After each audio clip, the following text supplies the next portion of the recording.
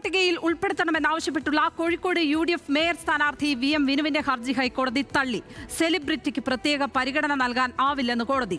സെലിബ്രിറ്റികൾക്കും സാധാരണക്കാർക്കും ഒരേ നിയമമാണ്. മാധ്യമ വാർത്തകൾ കണ്ടില്ലേ എന്നും കോടതി ചോദിച്ചു. രാഷ്ട്രീയം കളിച്ച് വോട്ടർ പട്ടികയിൽ നിന്നും പുറത്താക്കി എന്ന് VM വിനു കോടതിയിൽ വാദമുയർത്തി. പക്ഷേ ആ വാദം കോടതി തള്ളി. അവനവന്റെ ഉത്തരവാദിത്വം നിറവേറ്റാതെ രാഷ്ട്രീയ പാർട്ടികളെ കുറ്റപ്പെടുത്തിയിട്ട് കാര്യമില്ല എന്ന് കോടതി പറഞ്ഞു. ഇതോടെ വിനുവിന് പകരം കല്ലായിയിൽ കോൺഗ്രസ് പുതിയ സ്ഥാനാർത്ഥിയെ പ്രഖ്യാപിക്കും. മുട്ടട വാർഡിലെ കോൺഗ്രസ് സ്ഥാനാർത്ഥി വൈഷ്ണവ് സുരേഷിന്റെ പേര് പട്ടികയിൽ ചേർക്കുന്നതിൽ തെരഞ്ഞെടുപ്പ് കമ്മീഷന്റെ അന്തിമ തീരുമാനം ഉടൻ എത്തുമെന്നാണ് പ്രതീക്ഷിക്കുന്നത്. കോഴിക്കോട് മെഡിക്കൽ കോളേജ് സൗത്തിൽ കോൺഗ്രസ് സ്ഥാനാർത്ഥിയായി നിശ്ചയിച്ച ബിന്ദു കമ്മനക്കണ്ടി വോട്ടർ പട്ടികയിൽ പേരില്ലാത്തതിനെ തുടർന്ന് മത്സരത്തിൽ നിന്നും പിന്മാറി. ഹോട്ട് ആൻഡ് ടോക്ക് ചോദിക്കുന്ന ചോദ്യം സ്ഥാനാർത്ഥിത്വം തുലാസിലാക്കുന്നത് ആര് എന്നാണ്. CPM-ൽ നിന്ന് അഡ്വക്കേറ്റ് അനിൽകുമാർ, കോൺഗ്രസിൽ നിന്ന് RV രാജേഷ് എന്നിവരാണ് ചർച്ചയ്ക്കെത്തിയിരിക്കുന്നത്. ആദ്യം RV രാജേഷിലേക്ക്. രാജേഷ്, കോൺഗ്രസിന് പിഴവ് സംഭവിച്ചു എന്ന കാര്യം ഇന്ന് കോടതി അടിവരയിടുകയായിരുന്നില്ലേ? അല്ല, കോൺഗ്രസിന് പിഴവ് സംഭവിച്ചു എന്നുള്ള ഒരു വാദമൊന്നും കോടതി ഉയർത്തിയിട്ടില്ല. നമ്മളിന്ന് അതിൻ്റെ കോടതിയിലെ വാദങ്ങളൊക്കെ കേട്ടതല്ലേ.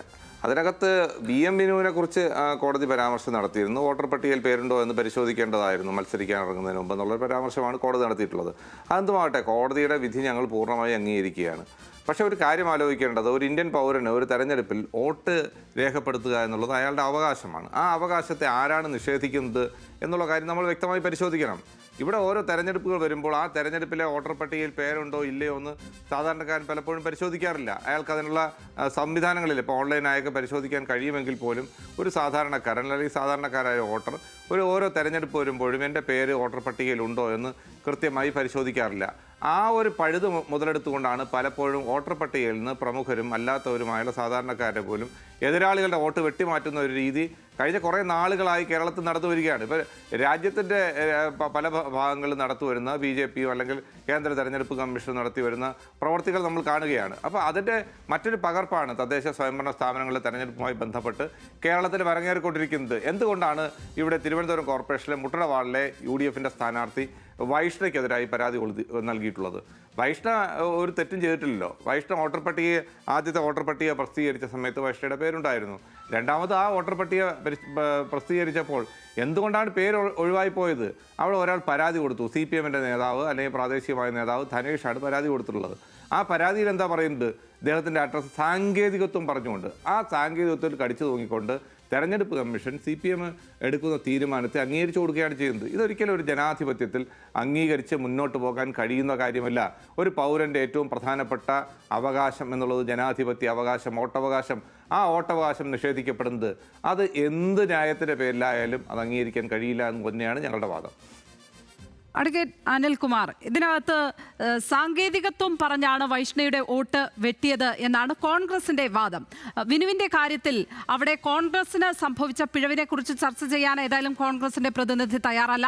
അവിടെ വോട്ടർ പട്ടികയിൽ നിന്ന് ഒരു സാധാരണ പൗരന്റെ വോട്ട് വെട്ടിമാറ്റപ്പെടുകയാണെങ്കിൽ എങ്ങനെ അറിയും? ഇതിപ്പോൾ കോൺഗ്രസ് സ്ഥാനാർത്ഥി ആയതുകൊണ്ട്, മേയർ സ്ഥാനാർത്ഥി ആയതുകൊണ്ട് എല്ലാവരും ചർച്ച ചെയ്യുന്നു എന്നുള്ള, അതായത് വോട്ടർ പട്ടികയിൽ നിന്ന് ഒരു സുപ്രഭാതത്തിൽ ആളുകളുടെ പേര് വെട്ടിമാറ്റുന്ന കാര്യത്തിൽ, ആ വിഷയത്തിലാണ് കോൺഗ്രസ് ശ്രദ്ധ ഊന്നുന്നത്. ഒന്നാമത്തെ കാര്യം, ഒരു വോട്ടർ പട്ടികയിൽ ഒരാളുടെ പേരുണ്ടാവുക എന്ന് പറയുന്നത് അയാളുടെ അവകാശമാണ്. ആ അവകാശം എല്ലാ വ്യക്തികൾക്കും, അവിടെ താമസിക്കുന്ന എല്ലാ വ്യക്തികൾക്കും ഉണ്ടാകണം എന്ന അഭിപ്രായമാണ് ഞങ്ങൾക്കുള്ളത്. ഏതെങ്കിലും ഒരു പ്രദേശത്ത് 6 മാസത്തിലേറെയായി താമസിക്കുന്ന ഏതൊരു വ്യക്തിക്കും തദ്ദേശ തെരഞ്ഞെടുപ്പിൽ അവിടെ വോട്ട് ചെയ്യാൻ തക്കവണ്ണം വോട്ടർ പട്ടികയിൽ പേര് ചേർക്കാവുന്നതാണ്. അതിന് ഒരു നല്ല പരിശ്രമമാണ് ഈ സമീപകാലത്ത് തെരഞ്ഞെടുപ്പ് കമ്മീഷൻ നടത്തിയത്. അതിൻ്റെ ഭാഗമായി വോട്ടർ പട്ടിക പരിഷ്കരിക്കുകയുണ്ടായി. പരിഷ്കരിച്ച ശേഷം അത് പ്രസിദ്ധീകരിച്ച ശേഷം അത് വീണ്ടും അതിൽ വോട്ട് ചേർക്കാനുള്ളൊരവസരം ഈ 2 ദിവസക്കാലം നമ്മുടെ ഈ ഇലക്ഷൻ പ്രക്രിയ ആരംഭിക്കുന്നതിന് തൊട്ടു മുമ്പ് തന്നെ നിർവഹിക്കപ്പെടുകയുണ്ടായി. അപ്പോൾ രണ്ടാമതായി ചെയ്യേണ്ടത്, തെരഞ്ഞെടുപ്പിൽ മത്സരിക്കാൻ ആഗ്രഹിക്കുന്നവരാണെങ്കിൽ തങ്ങൾ എവിടെയാണ് മത്സരിക്കാൻ പോകുന്നത് എന്നൊരു ധാരണ അവർക്കുണ്ടാകേണ്ടതാണ്. വിശ്വപൗരനായി VM വിനുവിന് മത്സരിക്കാൻ പറ്റത്തില്ലല്ലോ. VM വിനു വിശ്വപൗരൻ എന്ന് പറഞ്ഞ് മത്സരിക്കാൻ പറ്റുമോ? VM വിനു എന്ന് പറയുന്ന പൗരൻ എത്ര വലിയ വിശ്വപൗരനാണെന്ന് കോൺഗ്രസ് പറഞ്ഞാലും അദ്ദേഹത്തിന് നാട്ടിലൊരു പേരുണ്ടാക്കണം. ഒരു അഡ്രസ്സ് ഉണ്ടാകണം, ഒരു റെസിഡൻസ് നമ്പർ ഉണ്ടാകണം. അവിടെ അദ്ദേഹത്തിന് അപേക്ഷ കൊടുക്കാൻ ഈ ഒരാഴ്ചക്കിടയിൽ അവസരം കിട്ടിയല്ലോ. ഒരു സാധാരണ പോലെ ഞാനിവിടെ താമസിക്കുന്ന ഒരാളാണെന്ന് ഒരു അപേക്ഷ കൊടുത്താൽ പിന്നെ അപേക്ഷ ഇപ്പോൾ സ്വീകരിച്ചേനല്ലോ. അങ്ങനെ അപേക്ഷ സ്വീകരിക്കപ്പെട്ടില്ലെങ്കിൽ തൊട്ട് മുകളിലുള്ള ഉദ്യോഗസ്ഥനായ കലക്ടർക്ക് ഒരു പരാതി കൊടുക്കാൻ നിയമത്തിൽ വ്യവസ്ഥയുണ്ടല്ലോ. ആ വ്യവസ്ഥ പ്രകാരം കലക്ടറെ ഉചിതമായ തീരുമാനം എടുത്തില്ലെങ്കിൽ ബഹുമാനപ്പെട്ട ഹൈക്കോടതിക്ക് ഇടപെടാനാകും. ഈ നിലയിൽ വോട്ട് കിട്ടിയവരും വോട്ട് പോയവരും കേരളത്തിൽ ധാരാളമുണ്ട്. CPIM എന്ന് പറയുന്നത് ആരെയും വോട്ടർ പട്ടികയിൽ പേര് ചേർക്കാനോ ആരെയും വെട്ടിമാറ്റാനോ ഒന്നും ഞങ്ങൾ വ്യക്തിപരമായിട്ട് പാർട്ടിപരമായിട്ട് ഇടപെടാറില്ല. അനർഹമായ ആരെങ്കിലും കടന്നുകൂടാൻ ശ്രമിച്ചാൽ അവിടെ പരാതികൾ ഉയരും. അത് CPM അല്ല, ആര് പരാതി കൊടുത്താലും പരാതി വ്യക്തിയുടേതാണ്. പാർട്ടി ആർക്കെതിരെ പരാതി കൊടുത്തിട്ടില്ല. അങ്ങനെ പരാതി ഉയർന്നാൽ ആ പരാതി കൈകാര്യം ചെയ്യാനാകും. ഇവിടെ കോൺഗ്രസ് വാദിച്ചുകൊണ്ടിരുന്നത് ഞങ്ങളുടെ മേയർ സ്ഥാനാർത്ഥി, കോഴിക്കോടൊക്കെ കോൺഗ്രസ്സുകാർ മത്സരിച്ചിട്ട് കാര്യമേ ഇല്ല. കോഴിക്കോട് ജില്ലയിൽ കോൺഗ്രസിന് ഒറ്റ MLA പോലും ഇല്ല. ഈ കോർപ്പറേഷൻ ഈ സമീപകാലത്തൊന്നും കാൽ നൂറ്റാണ്ടിനിടയിൽ കോൺഗ്രസ് ജയിച്ചിട്ടുമില്ല. പിന്നെ എന്തിനാണ് മേയർ സ്ഥാനാർത്ഥി എന്നുള്ള കാര്യം എനിക്ക് മനസ്സിലായിട്ടില്ല. കോഴിക്കോടിന് ആ കോൺഗ്രസ് പാർട്ടി ഒരാളെ മേയർ സ്ഥാനാർത്ഥിയായിട്ട് അവതരിപ്പിച്ച് അദ്ദേഹത്തെ വോട്ടർ പട്ടികയിൽ പേരില്ല എന്ന് പറഞ്ഞ് നിലവിളിച്ചപ്പോൾ അദ്ദേഹം പറഞ്ഞു 2025 ഞാൻ വോട്ട് ചെയ്തതാണ്. അത് കള്ളമല്ലേ പറഞ്ഞത്? 2020 പട്ടികയിൽ വോട്ട് ചെയ്തിട്ടില്ല. ആ പട്ടികയിൽ 2020 പട്ടികയിൽ പേരില്ലാത്ത ഒരു മാന്യൻ 2025 മേയർ സ്ഥാനാർത്ഥിയാകാൻ വന്ന് സ്വീകരണമെല്ലാം ഏറ്റെടുത്ത് കഴിഞ്ഞ് നോമിനേഷൻ കൊടുക്കാൻ നേരത്താണ് വോട്ടർ പട്ടിക നോക്കുന്നത്. ഇതാണ് കോൺഗ്രസ്. ഈ കോൺഗ്രസ് BJPയോട് നേരിടുമോ? നിങ്ങൾ മാർക്സിസ്റ്റ് പാർട്ടിയുടെ നെഞ്ചത്ത് കയറാൻ മിടുക്കന്മാരാണ്. ഇവിടെ കേരളത്തിൽ കുറേ പത്രക്കാരുള്ളതുകൊണ്ട് ആ പത്രക്കാർ ഞങ്ങൾക്കെതിരായിട്ട് ഏത് വാർത്തയും മുമ്പേ ഇതിൽ അച്ചടിക്കുമല്ലോ. ഏതെങ്കിലും ഒരു ജഡ്ജി കോടതിയുടെ അവിടെ ഇരുന്നിട്ട് ഒരു വാചകം വെച്ച് കഴിഞ്ഞാൽ ആ വാചകം എന്ന് പറയുന്നത് അടുത്ത ഇലക്ഷൻ്റെ തെരഞ്ഞെടുപ്പ് പ്രചരണ വാചകമാണ്. എന്തായാലും ആ ജഡ്ജിക്ക് ആ പേപ്പറിൽ എഴുതാൻ ധൈര്യമില്ല. അത് മനസ്സിലാക്കണം. ഒരു ജഡ്ജി പേപ്പറിൽ എഴുതത്തില്ല. ഹൈക്കോടതി ജഡ്ജി പേപ്പറിൽ എഴുതുകയല്ല, അവിടെ നിന്ന് വായിത്തൊന്ന് പറയും. എന്നിട്ടോ അത് വെച്ച് മുഖപ്രസംഗം, അത് വെച്ച് ഓരോരുത്തരും ഇടതുപക്ഷത്തെ ആക്രമിച്ചുകൊണ്ടിരിക്കുകയാണ്. നിങ്ങൾ കമ്മ്യൂണിസ്റ്റ് പാർട്ടിയുടെയും മാർക്സിസ്റ്റ് പാർട്ടിയുടെയും നെഞ്ചത്ത് കയറാതെ BJP ഇന്ത്യയിൽ ചെയ്യുന്നതിനെ നേരിടാൻ കോൺഗ്രസ് പ്രാപ്തമാണോ? ഇവിടുത്തെ ഈ സംഭവം തെളിയിക്കുന്നത്, VM വിനുവിൻ്റെ സംഭവം തെളിയിക്കുന്നത്, വോട്ടർ പട്ടിക എന്ന് പറയുന്നത് രാഹുൽ ഗാന്ധി രാജ്യത്തെ ഏറ്റവും പ്രധാനപ്പെട്ട അടിസ്ഥാന രാഷ്ട്രീയ വിഷയമായി ഉന്നയിക്കുന്നു. അത് കോൺഗ്രസിൻ്റെ ഒന്നാമത്തെ അജണ്ടയാണ്. ഒന്നാമത്തെ അജണ്ടയായി വോട്ടർ പട്ടിക ഉന്നയിക്കുന്ന കോൺഗ്രസ് പാർട്ടിയുടെ ഒരു കോർപ്പറേഷൻ്റെ മേയർ സ്ഥാനാർത്ഥിക്ക് താൻ വോട്ടർ പട്ടികയിൽ 2020 പോലും ഇല്ലായിരുന്നു എന്ന വസ്തുത അറിയില്ലെങ്കിൽ ഇവരെന്തിനാ ഈ പണിക്ക് നടക്കണത്? അപ്പോഴും 2020 പുറത്താക്കപ്പെട്ടതെന്ന് അറിയില്ല. പക്ഷേ അദ്ദേഹം പുറത്താക്കപ്പെട്ടിരിക്കുന്നു. അതൊരു നമുക്ക് കോൺഗ്രസിന്റെ മേയർ സ്ഥാനാർത്ഥിയായി അവർ മുന്നിൽ ഇറക്കിയ സർപ്രൈസ് സ്ഥാനാർത്ഥി ആയതുകൊണ്ട് നമുക്ക് അദ്ദേഹത്തിന്റെ കാര്യം ഈ രീതിയിൽ കോൺഗ്രസ് പാർട്ടിയുടെ മേൽ പഴിചാരി ചർച്ച ചെയ്യാം. പക്ഷേ അതല്ല ഒരു സാധാരണ പൗരനാണെങ്കിലോ, ആളുകൾ ഇങ്ങനെ വോട്ടർ പട്ടികയിൽ നിന്ന് ഒരു സുപ്രഭാതത്തിൽ എങ്ങനെ മാറുന്നു, എങ്ങനെ അവർ വെട്ടിമാറ്റപ്പെടുന്നു, ദീർഘകാലമായി അവിടെ താമസിക്കുന്നവർ എന്നുള്ള വിഷയത്തിലേക്ക് കൂടി നമ്മുടെ ഫോക്കസ് പോകണം എന്ന് തോന്നുന്നു. അല്ല, അവിടെയാണ് ഞാൻ മനസ്സിലാക്കുന്നത്. ഒരു 2 മാസക്കാലത്തിനിടയ്ക്ക് കേരളത്തിലെ എല്ലാ തദ്ദേശ സ്ഥാപനങ്ങളിലും വോട്ടർ പട്ടിക പരിഷ്കരിച്ചു. അത് നമ്മുടെ SIR പോലും ഇപ്പോൾ നടക്കുന്ന ഒരു കടലാസെല്ലാം കൊണ്ട് കൊടുത്തിട്ട് നമുക്ക് വായിച്ചാൽ മനസ്സിലാകാത്ത കുറേ കാര്യമൊക്കെ എഴുതി വെച്ചിട്ട് ഇതെല്ലാം പൂരിപ്പിച്ചോണം, ഇതെല്ലാം കൃത്യമായിട്ട് ചെയ്തു കൊടുത്തില്ലെങ്കിൽ അപ്ലോഡ് ചെയ്യണം, 2002 വോട്ടർ പട്ടികയായിട്ട് നോക്കണം എന്നെല്ലാം പറഞ്ഞ് BLOമാരെ കൊന്നുകൊണ്ടിരിക്കുന്നൊരു സാധനം ഉണ്ടല്ലോ SIR. ഇതുപോലൊരു പരിപാടി ഇവിടെ നടന്നില്ല. ഇവിടുത്തെ രാഷ്ട്രീയ പാർട്ടി പ്രവർത്തകരെല്ലാം സഹായിച്ചു, ഓൺലൈനായിട്ട് അപേക്ഷ ചെയ്തു. അങ്ങനെയാണ് വോട്ടർ പട്ടികയിൽ ആളുകളുടെ പേര് വന്നത്. 2020 നിന്ന് 25 എത്തുമ്പോൾ എത്ര പേര് വീട് മാറിപ്പോയി, എത്ര പേര് മരിച്ചുപോയി, എത്ര പേര് പുതുതായിട്ട് ആ വയസ്സിലേക്ക് എത്തിപ്പോയി, എത്ര പുതിയ വീടുകൾ നിർമ്മിക്കപ്പെട്ടു. ഇതിൻ്റെ എല്ലാം അടിസ്ഥാനത്തിൽ ഓരോ തദ്ദേശ സ്ഥാപനവും പുതിയ വാർഡുകൾ ഉണ്ടാക്കിയിട്ടാണ് വോട്ടർ പട്ടിക ക്രമീകരിച്ചിരിക്കുന്നത്. വാർഡ് പോലും മാറി. ഈ കോൺഗ്രസ്സുകാർ അറിഞ്ഞില്ലേ വാർഡ് മാറിപ്പോയത്? എൻ്റെ വോട്ട് ഏത് വാർഡിലാണെന്നറിയാനെങ്കിലും സാധാരണഗതിയിൽ പൊതുപ്രവർത്തകർ നോക്കും. അതല്ലേ ഒരു അല്പം വെളിവുള്ളവർ ചെയ്യുന്നത്. ഈ VM വിനുവിനെ ആരോപിക്കുന്ന കോൺഗ്രസ്സുകാർ അവിടെ ഉണ്ടല്ലോ. ഞാൻ VM വിനുവിനെ വിട്ടു. അദ്ദേഹത്തെ സെലിബ്രിറ്റി ആയതുകൊണ്ട് ഈ പണിക്ക് ഇറക്കാൻ കൊള്ളാമെന്ന് ആലോചിക്കുന്ന കോൺഗ്രസ്സുകാരുണ്ടല്ലോ. ആ ആലോചിക്കുന്ന കോൺഗ്രസ്സുകാർ ആദ്യം ആലോചിക്കേണ്ടത് ഏത് വാർഡിൽ ഇദ്ദേഹത്തെ നിർത്തും. അപ്പോൾ ഇദ്ദേഹം എവിടെ താമസിക്കണത്? ചട്ടത്തിനകത്ത് കൃത്യമായിട്ട് പറയുന്നത് അദ്ദേഹം താൽക്കാലികമായിട്ടെങ്കിലും അന്തി ഉറങ്ങുന്നൊരിടം. അങ്ങനെ 6 മാസത്തിനിടയിൽ അന്തി ഉറങ്ങുന്ന ഇടത്ത് താമസിക്കുന്ന ഏതൊരു വ്യക്തിക്കും ഈ 2 ആഴ്ചക്കിടയിൽ വോട്ട് ചേർക്കാൻ 2 ദിവസത്തെ പ്രത്യേക അവസരം കിട്ടി. എന്തുകൊണ്ട് വിനിയോഗിച്ചില്ല? മാർക്സിസ്റ്റ് പാർട്ടി ആക്രമിച്ചിട്ട് കാര്യമില്ല. പിന്നെ നമ്മുടെ മാധ്യമങ്ങളുടെ ഫ്രണ്ട് പേജിൽ മറ്റൊരു വനിതയുടെ പടം വന്നല്ലോ. എന്താണ് അവരാണ് സെലിബ്രിറ്റി. ബിനു ഒന്നും സെലിബ്രിറ്റി അല്ല. കമ്മ്യൂണിസ്റ്റ് പാർട്ടിക്കെതിരെ ഏതെങ്കിലും ഒരു പെങ്കൊച്ചിനെ കിട്ടിയാൽ ഉടനെ അതിൻ്റെ ചിത്രം വെച്ചിട്ട് അവരിന്ന് നടന്നു പോകുന്നു, കളക്ടറുടെ ഓഫീസിലേക്ക് കയറുന്നു, തിരിച്ചിറങ്ങുന്നു, എന്തെല്ലാം കോലാഹലമാണ്. അത് വോട്ടർ പട്ടികയ്ക്ക് അപേക്ഷ കൊടുത്തു കഴിഞ്ഞപ്പോൾ വോട്ട് വന്ന് കയറിയത് വേറൊരു വീട്ടിലാണ്. ആ വീട്ടുകാരൻ പറയുന്നു, എൻ്റെ വീട്ടിൽ ഇങ്ങനെ ഒരാളില്ല, എനിക്കവിടെ ഭാര്യയും ഒക്കെ ആയിട്ട് ഞാൻ താമസിച്ചുകൊണ്ടിരിക്കുകയാണ്, അവിടെ അപരിചിതയായ ഒരു പെണ്ണിൻ്റെ പേര് വന്നാൽ എൻ്റെ കുടുംബത്തെ സംബന്ധിച്ച് മാനം കെട്ടുപോകും. അപ്പം എന്താണ് വേണ്ടത്? എൻ്റെ പേര് അവിടെ ഉൾപ്പെടുത്തപ്പെട്ടത് തെറ്റാണ്, യഥാർത്ഥത്തിൽ എൻ്റെ പേര് ഉൾപ്പെടുത്തേണ്ടത് ഇന്ന കെട്ടിടത്തിലാണ് എന്ന് പറഞ്ഞുകൊണ്ട് കൃത്യമായിട്ട് സത്യവാങ്മൂലം കൊടുക്കണ്ടേ? ഇവരിപ്പോൾ കളക്ട്രേറ്റിൽ പോയി അവിടെ കൊടുത്തു ഇവിടെ കൊടുത്തു എന്നൊക്കെ ഈ സ്ഥാനാർത്ഥി പറയണ്ടല്ലോ. ആ സ്ഥാനാർത്ഥിയുടെ സത്യവാങ്മൂലം വായിച്ചു നോക്കി. ഞാൻ ഇപ്പോൾ ഇന്നടത്ത് താമസിക്കുന്നു. ഈ 2 ആഴ്ചക്കിടയിൽ അവർ താമസിക്കുന്നിടത്ത് അവർക്ക് അപേക്ഷ കൊടുക്കാനുള്ള അവസരം കിട്ടിയില്ലേ? ഇവർ പത്രാഫീസിൽ കയറി നടക്കുന്നതിന് പകരം ഈ 2 ആഴ്ചക്ക് കിട്ടിയ അപേക്ഷ പ്രകാരം ഒരു ഓൺലൈനിൽ അപേക്ഷ കൊടുത്തു കഴിഞ്ഞാൽ ചുമതലക്കാർ ഇവരുടെ വീട്ടിൽ വന്ന് കയറ്റി തന്നെ അപേക്ഷ ലിസ്റ്റ് കയറ്റി തന്നെ. അവിടെ രാജേഷ്, ഇതാണ് സ്ഥാനാർത്ഥികളെ നിശ്ചയിക്കുന്നതിന് മുമ്പ് വോട്ടർ പട്ടികയിൽ പേരുണ്ടോ എന്ന് നോക്കേണ്ടുന്ന പ്രാഥമികമായ ഉത്തരവാദിത്തം. അത് കോൺഗ്രസ് പാർട്ടി ചെയ്തിട്ടില്ല എന്നുള്ളത് വ്യക്തമാവുകയാണ് എന്തായാലും. എന്നിട്ട് ഇത് CPM വെട്ടിമാറ്റിയതാണ് എന്ന് ആരോപിക്കുമ്പോൾ അതിനുകൂടി തെളിവ് വേണ്ടേ? അല്ല, വ്യക്തമായ തെളിവോടുകൂടിയല്ലേ ഞങ്ങൾ ഹൈക്കോടതിയെ സമീപിച്ചത്. ഇവിടെ അനിൽകുമാർ എന്തല്ലോ പറയുന്നു. അനിൽകുമാർ പറയുന്ന കാര്യങ്ങളും യാഥാർത്ഥ്യവുമായി യാതൊരു ബന്ധവുമില്ല. സെപ്റ്റംബർ 29-ാം തീയതി തിരുവനന്തപുരം കോർപ്പറേഷനിൽ വോട്ടർ പട്ടിക പ്രസിദ്ധീകരിച്ചിരുന്നു. ആ വോട്ടർ പട്ടികയിൽ വൈഷ്ണയുടെ പേരുണ്ടായിരുന്നോ? പേരുണ്ടെന്നല്ലേ വ്യക്തം. ആ പേരുണ്ടായിരുന്ന വൈഷ്ണ തെരഞ്ഞെടുപ്പ് മത്സരിക്കാൻ വേണ്ടി സ്ഥാനാർത്ഥിയായി രംഗത്ത് വന്നപ്പോൾ വെറുതെ അങ്ങ് ആ പേര് എലിമിനേറ്റ് ചെയ്ത് പോയതല്ല. ധനേഷ് എന്ന് പറയുന്ന ഒരു CPM-കാരൻ അയാൾ പരാതി കൊടുക്കുകയാണ്, ഈ അഡ്രസ്സിൽ ശരിയല്ല, ഇവരുടെ പേര് വോട്ടർ പട്ടികയിൽ നിന്ന് നീക്കം ചെയ്യണം എന്ന് പറഞ്ഞുകൊണ്ട് ഒരു പരാതി കൊടുക്കുന്നു. ആ പരാതി അപ്പാടെ അങ്ങ് സ്വീകരിച്ചുകൊണ്ട് അവിടെ പരാതി വന്നപ്പോൾ അതിനകത്ത് വൈഷ്ണ അവരുടെ പാസ്പോർട്ട് ഹാജരാക്കുന്നു, അതോടൊപ്പം തന്നെ ഇലക്ഷൻ ID കാർഡ് ഹാജരാക്കുന്നു, ലഭ്യമായ എല്ലാ രേഖകളും ഹാജരാക്കി.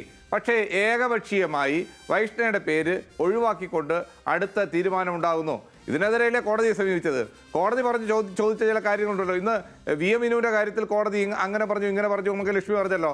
അതിനകത്ത് കോടതി എന്താ ചോദിച്ചത്?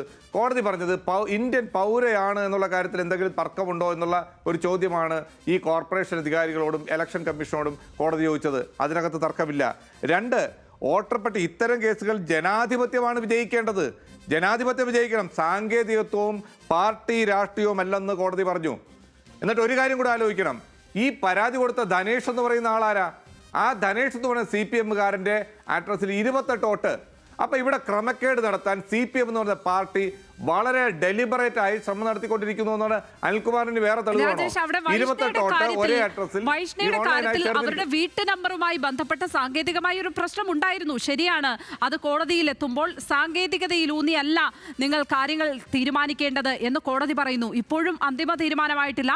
അത് മുഖ്യ തെരഞ്ഞെടുപ്പ് ഓഫീസറുടെ കോർട്ടിൽ തന്നെയാണ് ഉള്ളത്. ആ കാര്യങ്ങൾ അവർ ഇനി അറിയിക്കണം കോടതിയിൽ. അതിനുശേഷം കോടതിയിൽ ആ പ്രോസസ്സ് നടക്കേണ്ടതുണ്ട്. പക്ഷേ വിനുവിന്റെ കാര്യത്തിൽ ഇന്ന് തീർപ്പായിരിക്കുകയാണല്ലോ.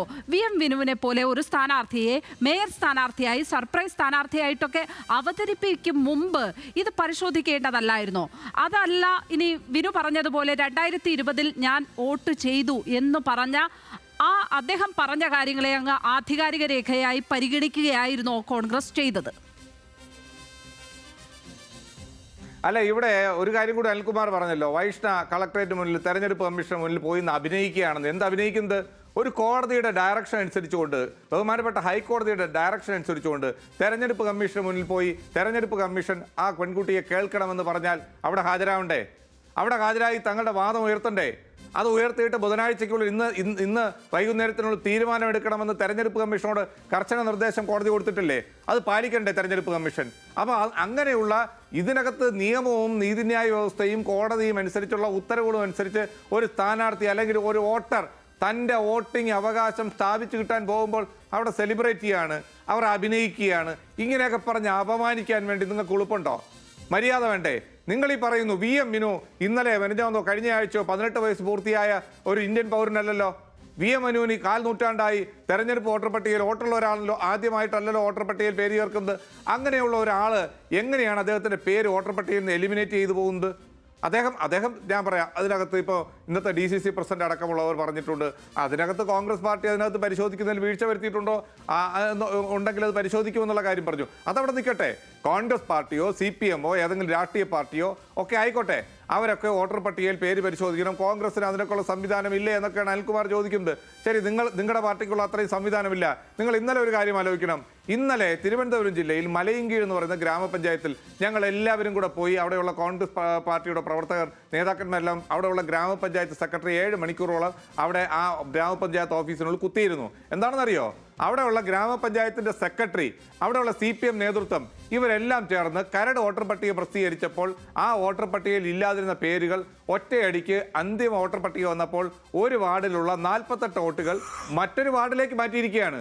CPM-ന്റെ ഒരു പ്രധാനപ്പെട്ട നേതാവ് മത്സരിക്കുമ്പോൾ കഴിഞ്ഞ തവണ 12 വോട്ടിന് തോറ്റ വാർഡിലേക്ക് 48 വോട്ടുകൾ ഇയാളുടെ വീട്ടുകാരുടെ ബന്ധുക്കളുടെ എല്ലാ വോട്ടുകളടക്കം അടുത്ത വാർഡിലേക്ക്, മണപ്പുറം എന്ന് പറയുന്ന വാർഡിലേക്ക് മാറ്റിക്കൊണ്ടുവരുന്നത്. കൂട്ടുനിന്നവരാരാ?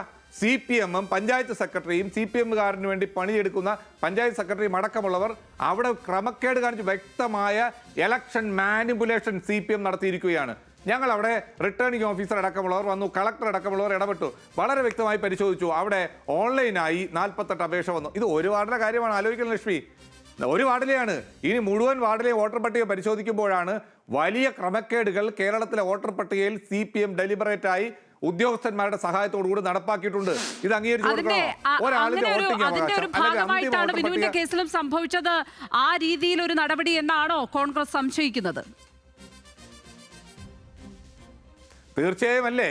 ഇന്ന് കളക്ടർ പറയുകയാണ്, തിരുവനന്തപുരം ജില്ലയിലെ മലയങ്കീഴ് ഗ്രാമപഞ്ചായത്തിലെ വോട്ടർ പട്ടികയിൽ റിട്ടേണിംഗ് ഓഫീസർ വന്ന് റിപ്പോർട്ട് ചെയ്തിരിക്കുന്നു. ഗ്രാമപഞ്ചായത്ത് സെക്രട്ടറിക്ക് വീഴ്ച പറ്റിയിരിക്കുകയാണ്, അയാൾ ക്രമക്കേട് നടത്തിയിരിക്കുകയാണ്, അയാൾക്കെതിരെ നടപടി എടുക്കണമെന്ന് റിട്ടേണിംഗ് ഓഫീസർ റിപ്പോർട്ട് ചെയ്തു.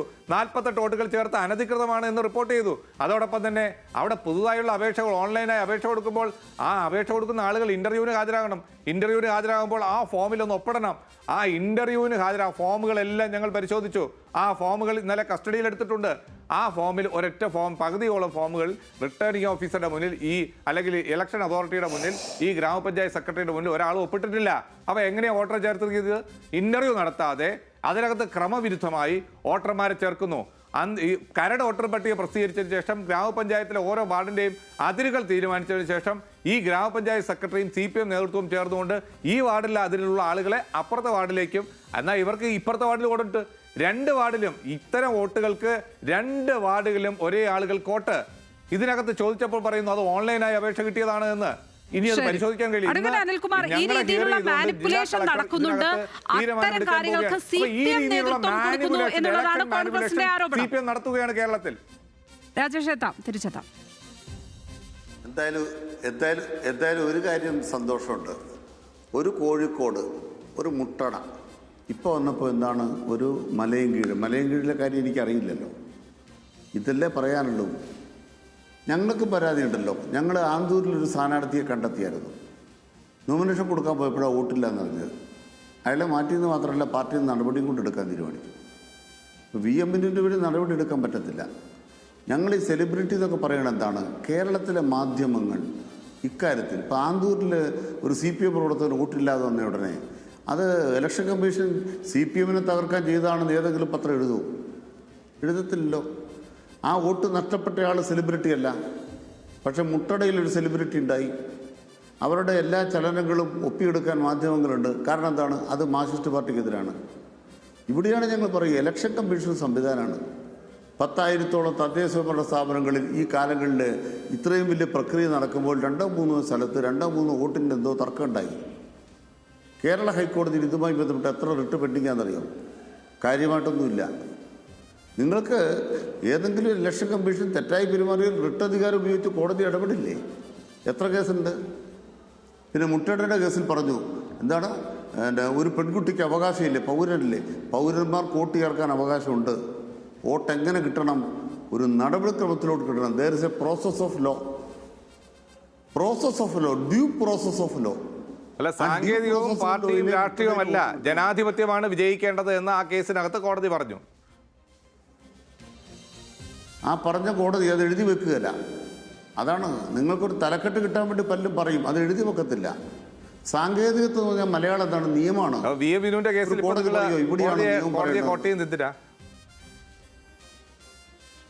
ഞാൻ പറയുന്നത് ഒരു കോടതിയും ഞാൻ കൃത്യമായിട്ട് പറയാൻ ആഗ്രഹിക്കുന്നു, നിയമത്തെക്കുറിച്ചാണ് സാങ്കേതികത്വം ഉദ്ദേശിക്കുന്നതെങ്കിൽ നിയമമാണ് നടപ്പാക്കേണ്ടത്.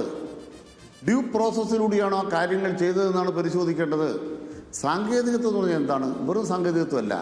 നിങ്ങൾ ഒരു ഇലക്ഷനെ സംബന്ധിച്ചാണെങ്കിൽ അവിടുത്തെ ഭരണാധികാരിയോ അല്ലെങ്കിൽ അവിടുത്തെ ഇത് വോട്ടർ പട്ടിക പേര് ചേർക്കുന്ന ഇലക്ടറൽ ഓഫീസറോ ചെയ്യുന്ന പ്രവർത്തനം ക്വാസി ജുഡീഷ്യലാണ്, അപ്പീലബിളാണ്, സ്പീക്കിംഗ് ഓർഡർ ഉണ്ടാകണം. അപ്പോൾ ഇവിടെ നിങ്ങൾ പറഞ്ഞ പോലെ മുട്ടടയിലെ കേസിൽ സ്പീക്കിംഗ് ഓർഡർ ഉണ്ട്. അതിനവർക്ക് അപ്പീൽ കൊടുക്കാം. അപ്പീൽ കലക്ടർക്കാണ്. ആ കൊടുക്കുന്ന ഘട്ടത്തിൽ ഇവർ പറഞ്ഞല്ലോ ഞാൻ വേറൊരു വീട്ടിലാണെന്ന്. ആ വീടിൻ്റെ കാര്യം അവിടെ വീട്ടിലില്ലെന്ന് കലക്ടർക്ക് കൊടുത്ത് അവിടെ വീട്ടിലില്ലെന്ന്. അപ്പോൾ അതുകൊണ്ട് തന്നെ പരസ്പര വിരുദ്ധമായി കഴിഞ്ഞു.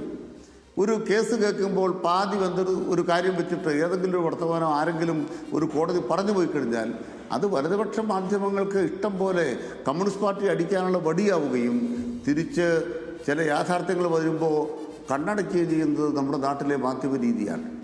അതുകൊണ്ട് തന്നെ പറയാൻ ആഗ്രഹിക്കുന്നു, ഇവിടെ ഞങ്ങളെ സംബന്ധിച്ച് ഇപ്പോൾ തന്നെ ഉദാഹരണം പറയാം. 2021 അധികാരത്തിൽ വന്ന പിണറായി സർക്കാർ ആ ഇലക്ഷൻ്റെ പ്രക്രിയ കഴിഞ്ഞപ്പോൾ എല്ലാവരും രമേശ് ചെന്നിത്തലയെ പുകഴ്ത്തി. എന്തായിരുന്നു രമേശ് ചെന്നിത്തല ചെയ്തത്?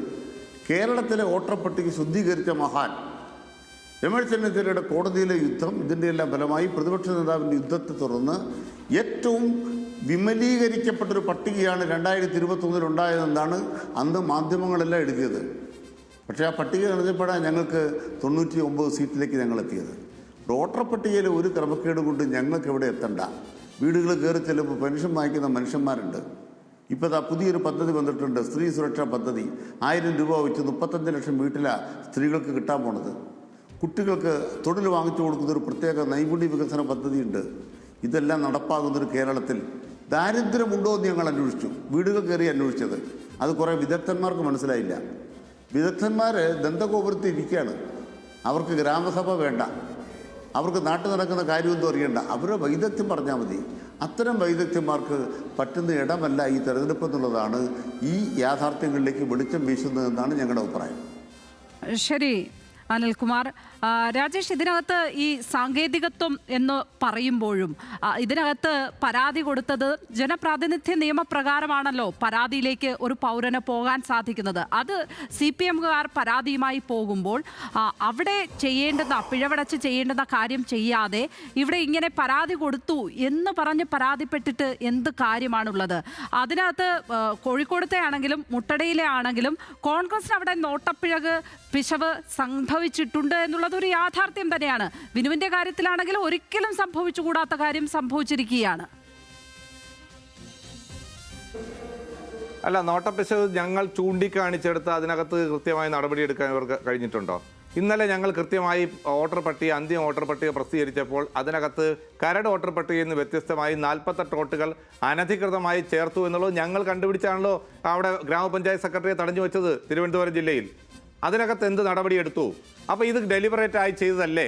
അപ്പോൾ ഇങ്ങനെ ഈ രീതിയിലേക്ക് വോട്ടർ പട്ടികയിൽ അട്ടിമറി നടത്തിക്കൊണ്ട് എന്തിനാ CPM ഭയപ്പെടുന്നത്?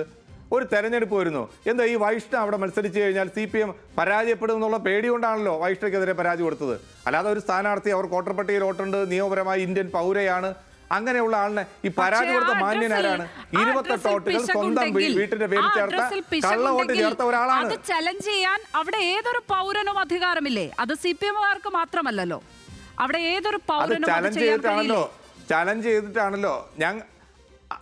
അത് ചലഞ്ച് ചെയ്തുകൊണ്ടാണ് അവരുടെ പാസ്പോർട്ട് ഹാജരാക്കിയത്, വോട്ടേഴ്സ് ID ഹാജരാക്കിയത്, ലഭ്യമായിട്ടുള്ള എല്ലാ രേഖകളും ഹാജരാക്കിയത്. അതൊന്നും മാനിക്കാതെ രാഷ്ട്രീയ താല്പര്യത്തിൻ്റെ അല്ലെങ്കിൽ സമ്മർദ്ദത്തിൻ്റെ ഭരണവർഗത്തിൻ്റെ സമ്മർദ്ദത്തിൻ്റെ ഫലമായി ഏതെങ്കിലും ഒരു അതോറിറ്റി തീരുമാനമെടുത്താൽ അതിന് മുകളിലേക്ക് ഞങ്ങൾ പോകും. അതുകൊണ്ടാണ് ഞങ്ങൾ ഹൈക്കോടതിയിലേക്ക് പോയത്. ഇപ്പോൾ ഹൈക്കോടതി എന്താ പറഞ്ഞത്? ഹൈക്കോടതി ഇതിനകത്ത് കൃത്യമായി പരിശോധിച്ച് നടപടിയെടുക്കാൻ 2 ദിവസത്തിനുള്ള തീരുമാനമെടുക്കാൻ ഇന്ന് വൈകുന്നേരത്തിനുള്ള തീരുമാനമെടുത്ത് അറിയിക്കാൻ വേണ്ടി ഹൈക്കോടതി നിർദ്ദേശം കൊടുത്തിട്ടില്ലേ? ആ തീരുമാനം എതിരാണെങ്കിൽ ഇത്തരത്തിലേക്കുള്ള കാര്യങ്ങൾ അപ്പോഴും തീരുമാനിക്കുന്നത് മുഖ്യ തെരഞ്ഞെടുപ്പ് ഓഫീസർ തന്നെയാണ്. അതിനകത്ത് ഹൈക്കോടതിക്ക് പെട്ടെന്ന് കയറി വന്ന് ഒന്നും പറയാനാകില്ല.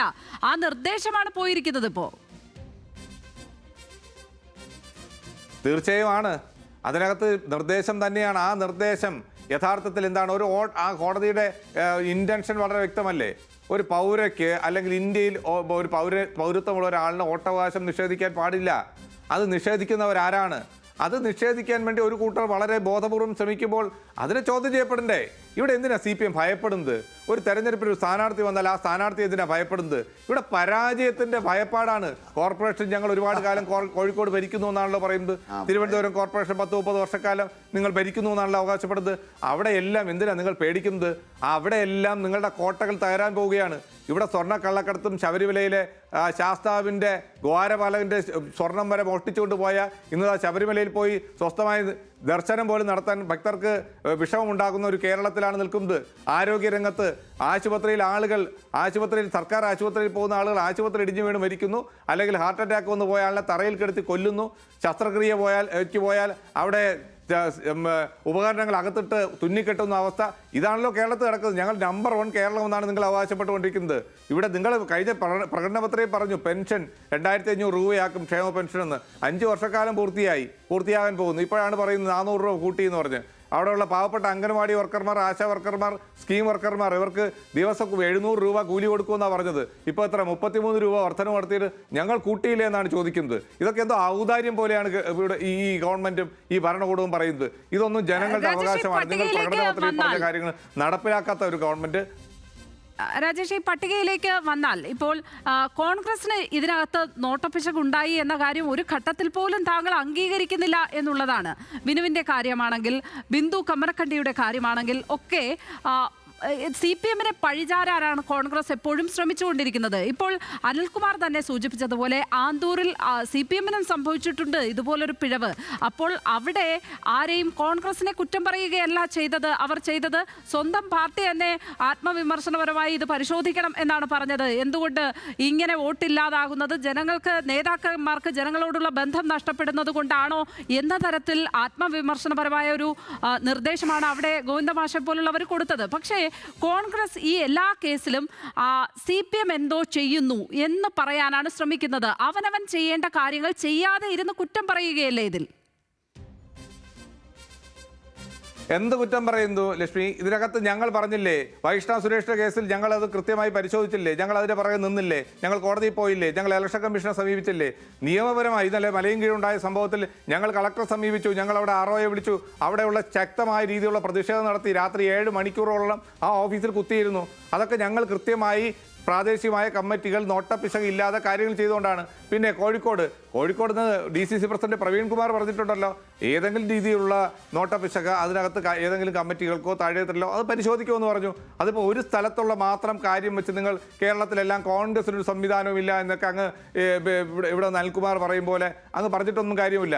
അത് ഏതെങ്കിലും സ്ഥലത്ത് വീഴ്ച ഉണ്ടായിട്ടുണ്ടെങ്കിൽ അത് പരിശോധിക്കുമെന്ന് DCC പ്രസിഡന്റ് പറഞ്ഞു. അല്ലാതെ ഞങ്ങൾക്ക് എല്ലാം തികഞ്ഞവരാണ് ഞങ്ങളൊന്നും അവകാശപ്പെടുന്നില്ല. പക്ഷേ നിങ്ങൾ ആലോചിക്കേണ്ട ഒരു കാര്യം, ഇവിടെ ഒരു ജനാധിപത്യ രാജ്യമാണ്. ജനാധിപത്യ രീതിയിലുള്ള തെരഞ്ഞെടുപ്പ് നടക്കുകയാണ്. ആ തെരഞ്ഞെടുപ്പ് അട്ടിമറിക്കാൻ ഉദ്യോഗസ്ഥന്മാരോ ഏതെങ്കിലും പാർട്ടിയോ ബോധപൂർവമായി ശ്രമിച്ചാൽ അതിനെ നേരിടണ്ടേ? അതിനെങ്ങനെ അംഗീകരിച്ചു കൊടുക്കും? അതങ്ങനെ ഒരാൾ വോട്ടർ പട്ടികയിൽ പേരുള്ള 25 വർഷക്കാലമായി വോട്ട് ചെയ്യുന്ന ഒരാൾ ഇത് 18 വയസ്സിൽ വോട്ടവകാശത്തിൽ വോട്ട് ചേർക്കുന്ന പോലെ VM ബിനു പോയി വോട്ട് ചേർക്കാൻ ചോദിക്കണമെന്നുള്ള കാര്യം നമുക്കറിയില്ലായിരുന്നു. അയാൾക്കറിയില്ലായിരുന്നു. സ്ഥാനാർത്ഥി അയാളിന് അറിയില്ലായിരുന്നു. അവിടെ വോട്ട് ഉണ്ടാകുമെന്നുള്ള പ്രതീക്ഷയാണ്. അവിടെ പരിശോധിച്ചില്ല. ശരിയാണ്. അപ്പോൾ പരിശോധിക്കാത്ത ആളുകളുടെ വോട്ടങ്ങ് വെട്ടിമാറ്റാവുന്നതാണോ? അല്ലെങ്കിൽ ശ്രദ്ധിക്കാത്ത ആളുകളുടെ വോട്ട് ഇല്ലാതാക്കാവുന്നതാണോ? ഏതെങ്കിലും ഒരു രാഷ്ട്രീയ പാർട്ടിക്ക് വോട്ട് ചെയ്യും എന്ന് വിശ്വാസമുള്ള ആളുകളുടെ വോട്ട് ഇല്ലാതാക്കാം. അതല്ലേ ബീഹാറിൽ കണ്ടത്, അതല്ലേ ഉത്തരേന്ത്യയിൽ നമ്മൾ കാണുന്നത്. അപ്പൊ ഇത്തരത്തിലുള്ള ഇലക്ഷൻ മാനിപ്പുലേഷൻ അട്ടിമറിയിലൂടെ ഒരു തെരഞ്ഞെടുപ്പ് ജയിക്കുക സ്വാഭാവികമാണ്. നമുക്കറിയാലോ, വോട്ടർ പട്ടികയിൽ പല തരത്തിലുള്ള പിഴവുകൾ സംഭവിക്കാറുണ്ട്. എല്ലാം തന്നെ ബോധപൂർവമാണ് എന്ന് നമുക്ക് പറയാൻ പറ്റില്ല. എന്നാൽ ബോധപൂർവമായ ശ്രമങ്ങൾ ഉണ്ടായിട്ടുമുണ്ട്. അത് രാഹുൽ ഗാന്ധി തന്നെ വെളിച്ചത്ത് കൊണ്ടുവന്ന ഒരുപാട് കേസുകളുണ്ട്, അത് സത്യമാണ്. പക്ഷേ ഇക്കാലത്തോളം സംഭവിച്ച കാര്യങ്ങളെല്ലാം തന്നെ ബോധപൂർവമാണ് എന്ന് താങ്കൾക്ക് പറയാൻ പറ്റുമോ? ഈ സങ്കീർണമായ പ്രോസസ്സിനിടയിൽ പലരുടെയും പേരുകളൊക്കെ കാണാതായിട്ടുണ്ടാകാം, വിട്ടുപോയിട്ടുണ്ടാകാം, അഡ്രസ്സ് മാറിപ്പോയിട്ടുണ്ടാകാം. പക്ഷെ അതൊക്കെ പരിഹരിക്കാനായിട്ടൊരു സമയം കൊടുത്തിട്ടുണ്ടായിരുന്നു. അപ്പോൾ പോലും അത് പരിശോധിക്കാത്തത് എന്തുകൊണ്ടാണ്? പരിഹരിക്കേണ്ട സമയം കൊടുത്തതിന് ശേഷം, കരട് വോട്ടർ പട്ടിക പ്രസിദ്ധീകരിച്ചതിന് ശേഷം ഒരു വാർഡിലെ 48 ആളുകളുടെ വോട്ട് വെട്ടിമാറ്റി അടുത്ത വാർഡിലേക്ക് ഇട്ടു. അതിനകത്ത് ഇതിനകത്തുള്ള പഞ്ചായത്ത് സെക്രട്ടറിക്കും അതിനകത്ത് ഉത്തരവാദിത്തപ്പെട്ട ആളുകൾക്കും പിഴവുണ്ടായി എന്ന് റിട്ടേണിംഗ് ഓഫീസർ ഞങ്ങൾക്ക് രേഖാമൂലം എഴുതി തന്ന ഒരു കേസ് ഞാനിപ്പോൾ സൂചിപ്പിച്ചു. ഞങ്ങളുടെ മുന്നിൽ വ്യക്തമായിട്ടുണ്ട്. ഞങ്ങൾ പരിശോധിച്ചുകൊണ്ടാണ് അത് കണ്ടുപിടിച്ചത്. അവർക്ക് 2 വാർഡിൽ വോട്ടുണ്ട്. അത് പിഴവല്ല, അത് ബോധപൂർവമായ ഇലക്ഷൻ അട്ടിമറിയാണ്. അയാളെ അറസ്റ്റ് ചെയ്യേണ്ടതാണ്, അയാൾക്കെതിരെ നടപടിയെടുക്കേണ്ടതാണ്, അയാളെ സസ്പെൻഡ് ചെയ്യേണ്ടതാണ്. ആ ഉദ്യോഗസ്ഥൻ ആ അധികാര സ്ഥാനത്ത് ഇരിക്കാൻ പാടില്ല എന്നുള്ളതാണ്. അതാണ് ഇന്ന് ഞങ്ങൾ തിരുവനന്തപുരത്ത് ജില്ലാ കളക്ടർ മുന്നിൽ പറഞ്ഞത്. അതിനകത്ത് നടപടി ഉണ്ടായോ? അയാളെ ആ സ്പോട്ടിൽ സസ്പെൻഡ് ചെയ്യണം, അയാൾക്കെതിരെ നടപടിയെടുക്കണം. ചോദ്യം ചെയ്യാമല്ലോ, അതും തെരഞ്ഞെടുപ്പ് കമ്മീഷണർ മുന്നിൽ തന്നെ ചോദ്യം ചെയ്യാൻ പറ്റുന്നതാണല്ലോ. കോടതിയിലൊന്നും ചോദ്യം ചെയ്യണ്ട. അത് ഞങ്ങൾ കളക്ടർക്ക് ബോധ്യപ്പെടുത്തിയിട്ടുണ്ട്. അത് തീരുമാനം ഉണ്ടാകും. കോടതിയിലൊന്നും ചോദ്യം ചെയ്യേണ്ട. അത് ഇവിടെ തന്നെ റിട്ടേണിംഗ് ഓഫീസറുടെ മുമ്പിൽ തീരുമാനം ഉണ്ടായേ മതിയാവുകയുള്ളൂ. വളരെ ബോധപൂർവമായി ഒരു വാർഡിലുള്ള അന്തിമ വോട്ടർ പട്ടിക, കരട് വോട്ടർ പട്ടിക പ്രസിദ്ധീകരിച്ചതിന് ശേഷം ഞങ്ങൾ പരിശോധിച്ച് കൃത്യമാണെന്ന് ബോധ്യപ്പെട്ടതിന് ശേഷം അന്തിമ വോട്ടർ പട്ടിക പ്രസിദ്ധീകരിക്കുമ്പോൾ ഇപ്പുറത്തെ വാർഡിലെ വോട്ട് വെട്ടിമാറ്റുന്നത് എങ്ങനെയാണ് ന്യായീകരിക്കാൻ കഴിയുന്നത്? ഇതെങ്ങനെയാണ് ഡെലിബറേറ്റ് അല്ല എന്ന് പറയാൻ കഴിയുന്നത്? അതിവിടെ കാണുകയല്ലേ. അത് ഞങ്ങൾ പരിശോധിച്ച് കണ്ടെത്തുന്നത് കൊണ്ടാണ് ഈ കാര്യങ്ങൾ ചൂണ്ടിക്കാണിക്കുന്നത്. പക്ഷേ അറിയാത്ത ആളുകൾ, ഒരുപക്ഷെ സാധാരണക്കാരായ ആളുകൾ, അവരുടെ വോട്ടവകാശം നിഷേധിക്കപ്പെട്ടാൽ എങ്ങനെ തിരിച്ചറിയും? അതാണ് ചോദ്യം. അവരുടെ ജനാധിപത്യ അവകാശം വേണ്ടേ? അവർക്ക് വോട്ട് രേഖപ്പെടുത്തണ്ടേ? ആരാണ് ഇവരുടെ പേര് വോട്ടർ പട്ടികയിൽ നീക്കം ചെയ്യുന്നത്? ആരാണ് ബോധപൂർവം നീക്കം ചെയ്യുന്നത്? അവർക്കെതിരെ നടപടി ഉണ്ടാവുന്നുണ്ടോ? ഇത് ചോദ്യമല്ലേ? ഇത് പ്രധാനമല്ലേ? അവരുടെ ജനാധിപത്യം സംരക്ഷിക്കപ്പെടണ്ടേ? സ്ഥാനാർത്ഥികളുടേതായതുകൊണ്ടാണ് നമ്മൾ ഈ ചർച്ച ചെയ്യുന്നത്. ഇപ്പോൾ അനുഭാവികളായിട്ടുള്ള ഏതെങ്കിലും പാർട്ടികളുടെ അനുഭാവികളുടെയൊക്കെ വോട്ടുകൾ ഈ രീതിയിൽ നീക്കം ചെയ്യപ്പെട്ടിട്ടുണ്ടെങ്കിൽ അതിങ്ങനെ സൂക്ഷ്മമായി പരിശോധിക്കപ്പെടാനുള്ള ഒരു സംവിധാനമുണ്ടോ എന്നുള്ളതാണ്. അതിനുള്ള സാവകാശം കിട്ടുന്നുണ്ടോ എന്നുള്ളതാണ്. അല്ല, നമ്മളിപ്പോൾ ഒരു ഇലക്ഷൻ പ്രക്രിയ എന്ന് പറയുന്നത് ഇപ്പോൾ ഇവിടെ തന്നെ വോട്ടർ പട്ടിക പരിഷ്കരണം ആരംഭിച്ചിട്ട് 6 മാസത്തെ പ്രോസസ്സായിരുന്നു. ആ പ്രോസസ്സിൽ മിക്കവാറും വോട്ടർ പട്ടികയിൽ പരമാവധി പേരെ പേര് ചേർക്കുന്നതിന് പലവട്ടം സർക്കാർ ആവശ്യപ്പെട്ടു. ഇലക്ഷൻ കമ്മീഷൻ പത്രപരസ്യം കൊടുത്തു.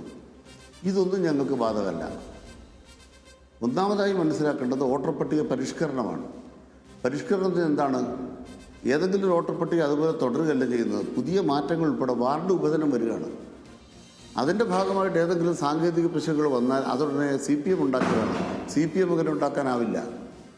പാർട്ടി ഏതെങ്കിലും തരത്തിൽ അമിതോത്സാഹം നടത്തിയിട്ടില്ല. അങ്ങനെ ഏതെങ്കിലും സ്ഥലത്ത് ഏതെങ്കിലും പരാതി വന്നാൽ അതിന് അപ്പീൽ സംവിധാനം അവിടെ തന്നെ ഉണ്ടല്ലോ. ഇതൊന്നും ഉപയോഗിക്കാൻ പാടില്ല, ഉപയോഗിക്കുകയില്ല. ഞങ്ങൾക്ക് എന്തുമാകാം, എന്തു പറയാം. ഇതാണ് കേരളത്തിൽ അപ്പീൽ സംവിധാനം കഴിഞ്ഞതിന് ശേഷം കരട് വോട്ടർ പട്ടിക പ്രസിദ്ധീകരിച്ചതിന് ശേഷം അട്ടിമറി നടത്തിയാൽ അതെങ്ങനെ കണ്ടെത്താൻ കഴിയും? അപ്പീലിന്റെ കാലാവധി കഴിഞ്ഞിട്ടാണല്ലോ കരട് വോട്ടർ പട്ടിക. ആ കരട് വോട്ടർ പട്ടികയിൽ അനുസരിച്ചാണല്ലോ പുതുക്കിയ വോട്ടർ പട്ടിക പ്രസിദ്ധീകരിക്കുന്നത്. അതിനിടയിലാണ് അട്ടിമറി നടത്തിയിരിക്കുന്നത്. അത് ആർക്കെങ്ങനെ കണ്ടെത്താൻ കഴിയും? അതിനുശേഷം അന്തിമ വോട്ടർ പട്ടിക വന്നപ്പോൾ ഞങ്ങൾ കണ്ടെത്തി, റിപ്പോർട്ട് ചെയ്തു. അപ്പോൾ വളരെ വ്യക്തമായി റിട്ടേണിംഗ് ഓഫീസർ വന്ന് ഞങ്ങൾക്ക് എഴുതി തന്നിരിക്കുകയാണ്. ഇതിനകത്ത് ക്രമക്കേട് നടത്തിയിട്ടുണ്ട്, നടപടി എടുക്കാം എന്ന് പറഞ്ഞ് ഞങ്ങൾക്ക് എഴുതി തന്നിരിക്കുകയാണ്. നിങ്ങളുടെ ഞാൻ പറയാം. ഈ കരട് വോട്ടർ പട്ടിക എന്നതിൻ്റെ അർത്ഥം എന്താണ്? കരട് വോട്ടർ പട്ടിക എന്ന് പറഞ്ഞാൽ ദാറ്റ് ഇസ് എ ഡ്രാഫ്റ്റ്. ആ ഡ്രാഫ്റ്റിലാണ് അപ്പീല് കൊടുക്കേണ്ടത്, അല്ലെ ആക്ഷേപം കൊടുക്കേണ്ടത്. അപ്പോൾ പിന്നെ നിങ്ങളിവിടെ പറഞ്ഞെന്താണ്, രാജേഷ് പറഞ്ഞെന്താണ്? അപ്പീല് കഴിഞ്ഞാണോ കരടുണ്ടാക്കുന്നത്? ഈ പ്രക്രിയ പോലും കോൺഗ്രസ്സുകാർക്ക് അറിയത്തില്ലേ? രാജേഷ് പറയാണ് ആദ്യം അപ്പീല്, അത് പിന്നെ അന്തിമ വോട്ടർ പട്ടിക. എന്ത് ആണോ നിങ്ങൾ എന്ത് വർത്താനായി പറഞ്ഞുകൊണ്ടിരിക്കുന്നത്? അപ്പീൽ കഴിഞ്ഞിട്ടാണോ കരട് വോട്ടർ പട്ടിക? ആദ്യം കരട് വോട്ടർ പട്ടിക ഉണ്ടാക്കും, അതിനെക്കുറിച്ച് ആക്ഷേപമല്ല. ഫൈനൽ വോട്ടർ പട്ടികയിലാണ് വോട്ടർ പട്ടിക ഇല്ലാത്ത 50 ആളെ വെട്ടിമാറ്റി വേറൊരു സ്ഥലത്ത് ചേർക്കുന്നത്. വാർഡ് വിഭജനം കഴിഞ്ഞിട്ട് ഇത് ക്രമക്കേടല്ലേ? ക്രമക്കേടാണെന്ന് റിട്ടേണിംഗ് ഓഫീസർ ഞങ്ങൾക്ക് എഴുതി തന്നിട്ടുണ്ടെന്നേ. ഞാൻ രേഖയുണ്ട് എൻ്റെ കയ്യിൽ, ഞാൻ പറഞ്ഞു തരാം, കാണിച്ചു തരാം. ആയിക്കോട്ടെ. എന്നിട്ട് ഞങ്ങളെ ഇത് ഹിയർ ചെയ്തു അതിന് ശേഷം എന്തിനാണ് ഞാൻ അന്തിമ വോട്ടർ പട്ടിക അതിനെക്കുറിച്ചല്ല പറഞ്ഞത്. പ്രസിദ്ധീകരിച്ചതിന് ശേഷം ജില്ലാ കളക്ടർ ഞങ്ങളെ വിളിച്ച് ഹിയറിംഗ് നടത്തിയത്? ക്രമക്കേടുള്ളതുകൊണ്ടല്ലേ? ഞാൻ ഇപ്പോൾ ഇവിടെ മറുപടി പറയുന്ന വിഷയം എന്ന് പറഞ്ഞാൽ മലയൻകീഴുമായി ബന്ധപ്പെട്ടല്ല. മലയൻകീഴിൽ ക്രമക്കേട് നിങ്ങളത് കണ്ടെത്തിയിട്ടുണ്ട് മലയൻകീഴുകാരനായി എന്നുള്ളത് മാറുമ്പോൾ ഞാനങ്ങനെ അവിടെ രേഖാമൂലം അവർക്ക് കൊടുത്തതാണ്. അതെ, അതിനെ എല്ലാ വോട്ടർമാരെ ബാധിക്കുന്ന വിഷയമല്ലേ? പറയട്ടെ, ഞാനെന്ത് പറഞ്ഞോട്ടെ, അത് സംബന്ധിച്ച് എൻ്റെ മുന്നിൽ ഒരു വസ്തുതയില്ല. ഇപ്പം ഈ ചർച്ച വന്നപ്പോൾ ഒരു മലയൻകീഴ് കേട്ടു. ഞാനിതിന് മുമ്പ് പറഞ്ഞിരുന്നെങ്കിൽ അവിടെ പോയി അല്ല വിളിച്ചു ചോദിക്കായിരുന്നു. ഇപ്പം എനിക്ക് മാർഗ്ഗമില്ല. തൽക്കാലം VM വിനുവിന് കിട്ടിയ അടിയിൽ നിന്ന് രക്ഷപ്പെടാൻ മലയൻകീഴും മതിയോ? നാണം മറയ്ക്കാൻ പറ്റുമോ കോൺഗ്രസിന്? VM വിനുവിന് ചെവിയുടെ കുറ്റിക്ക് കോൺഗ്രസിന് അടി കിട്ടിയില്ലേ? ആദ്യം ചെയ്യേണ്ട കാര്യം എന്താണ്? അവനവൻ അതൊന്നെങ്കിലും 48 പേരാ വോട്ടർ പട്ടിക പേര് വരുത്തുക എന്നുള്ളത്. അത് ഒരാളെങ്കിലും 48 പേരാ. പറയുന്നൊരു കാര്യം, വോട്ടർ പട്ടികയിൽ അതെ വോട്ടർ പട്ടികയിൽ പേര് പറഞ്ഞാൽ അവനവന് ഉത്തരവാദിത്വമുണ്ട്. എൻ്റെ കുടുംബത്തിൻ്റെ വോട്ടറിൽ വരുത്തണം. അത് നമുക്കൊരു ഉത്തരവാദിത്വമുണ്ട്. ആ ഉത്തരവാദിത്വം നിർവഹിക്കാൻ കഴിയാത്തവർ ഈ പണിയായിട്ട് ഇറങ്ങരുത്. അതുകൊണ്ട് കോൺഗ്രസിനോട് പറയാൻ ആഗ്രഹിക്കുന്നത്, ഏത് കാര്യത്തിനും CPM കുറ്റപ്പെടുന്ന നിങ്ങൾ ദയവായി ഒരു കാര്യം ചെയ്യണം, നിയമം പാലിക്കാൻ തയ്യാറാകണം. നിയമപ്രക്രിയയിൽ ഇടപെട്ടുകൊണ്ട് നിയമപരമായി പരിഹാരമുണ്ടാക്കാൻ തയ്യാറാകണം. മാധ്യമ വിചാരണ കൊണ്ടല്ല വോട്ടർ പട്ടികയിൽ പേര് നിയമപ്രകാരമല്ലേ സാർ വോട്ട് ചേർത്തത്? ശരി, അഡ്വക്കേറ്റ് അനിൽകുമാർ, RV രാജേഷ്, അത് വളരെയധികം വേറെ നന്ദി വിഷയം ചർച്ച ചെയ്യാം. ചർച്ചയിൽ പങ്കെടുത്തതിന്.